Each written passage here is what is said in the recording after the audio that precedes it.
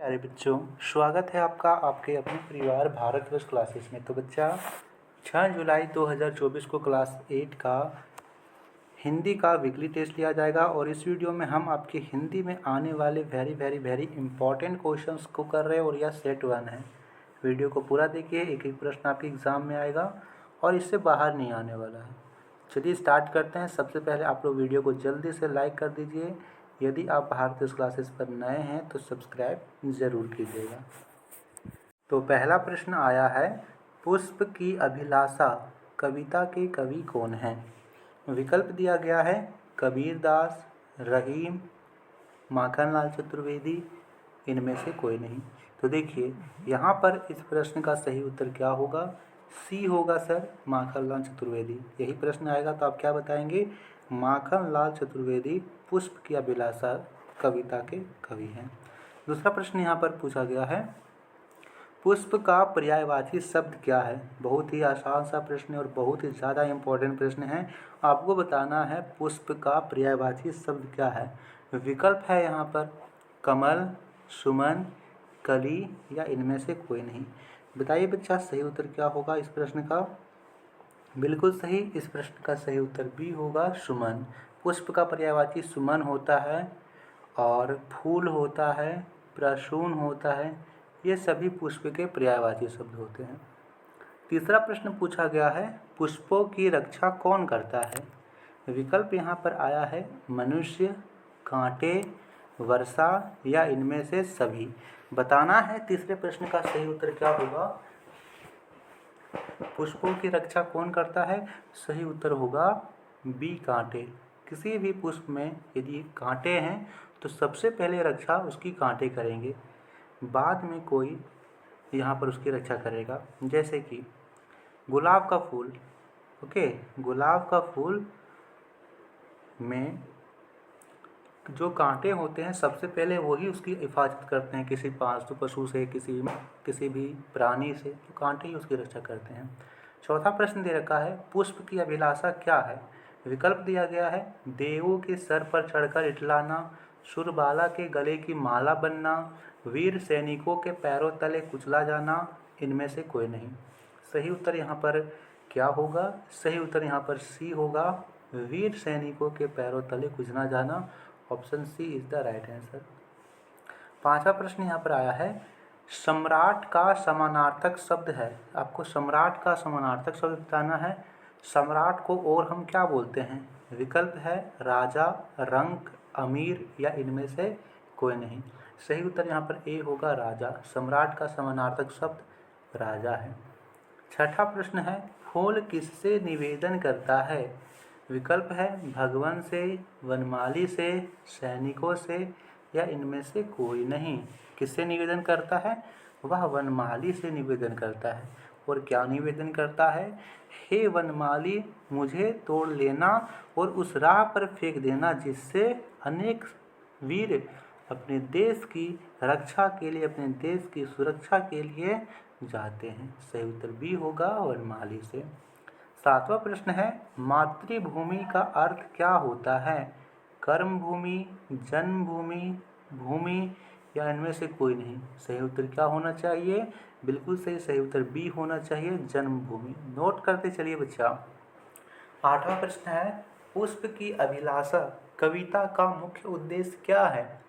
मनोरंजन, देश प्रेम, आदर सत्कार या इनमें से कोई नहीं। तो इस कविता का मुख्य जो उद्देश्य है वो देश प्रेम है। लोगों को देश की भावना से, देश प्रेम से ओतप्रोत यह कविता करवा रही है। सही उत्तर यहाँ पर बी होगा, देश प्रेम। अगला प्रश्न, नौवां प्रश्न दिया गया है, इस कविता में कवि ने किसके माध्यम से लोगों को देश प्रेम से ओतप्रोत किया है? विकल्प है सूरज, फूल, मिट्टी या इनमें से कोई नहीं। किसके माध्यम से किया है? तो उन्होंने फूल के माध्यम से किया है, क्योंकि इस कविता में फूल की अभिलाषा बताई गई है। सही उत्तर बी होगा। 10वां प्रश्न, अभिलाषा का अर्थ क्या होता है? विकल्प है भूमि, क्रोध, इच्छा या इनमें से कोई नहीं। यहाँ पर सही उत्तर सी होगा, इच्छा। अभिलाषा का अर्थ होता है इच्छा। 11वां प्रश्न, फूल क्या है? संज्ञा, सर्वनाम, विशेषण, क्रिया विशेषण। चलिए हम इन तीनों का हम परिभाषा जान लेंगे और उसके प्रकार भी जान लेंगे। संज्ञा क्या है सर?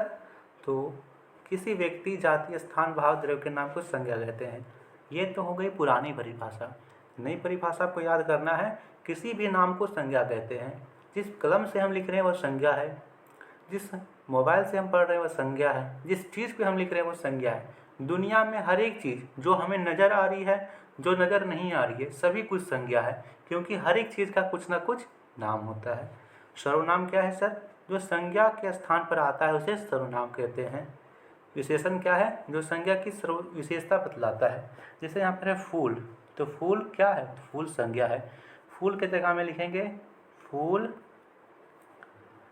फूल लाल है, ठीक है। तो यहाँ पर जो लाल है वो विशेषण है।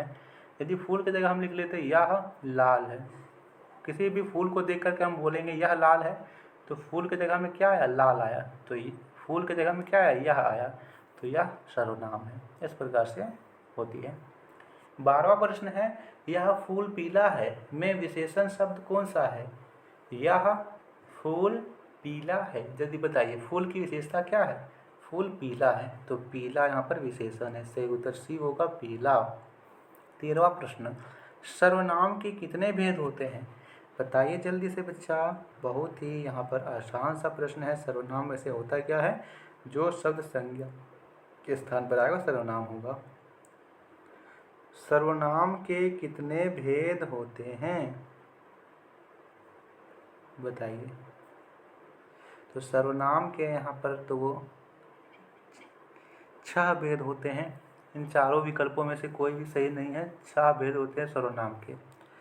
पुरुषवाचक सर्वनाम, निश्चयवाचक सर्वनाम, अनिश्चयवाचक सर्वनाम, संबंधवाचक सर्वनाम, प्रश्नवाचक सर्वनाम और निजवाचक सर्वनाम। अगला प्रश्न यहाँ पर है, छोटा जादूगर कहानी के रचनाकार कौन है?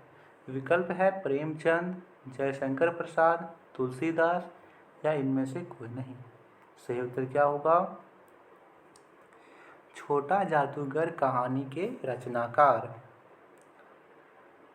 तो सही उत्तर यहाँ पर होगा Jaishankar Prasad. Option B is the right answer. अगला प्रश्न दिया गया है, कहाँ लेखक किसकी ओर आकर्षित हुआ? खेल के मैदान, लड़के की ओर, लड़की की ओर या कोई नहीं? तो वह लड़के की ओर आकर्षित हुआ। तो ये था आपके वीकली टेस्ट के लिए वेरी वेरी इंपॉर्टेंट क्वेश्चन का सेट 1। वीडियो को ज़्यादा से ज़्यादा लाइक करना है, अपने दोस्तों को शेयर करना है। इसी प्रकार के लिए सेट 2 के लिए आपको जुड़े रहना है लगातार भारतवर्ष क्लासेस से। धन्यवाद बच्चा।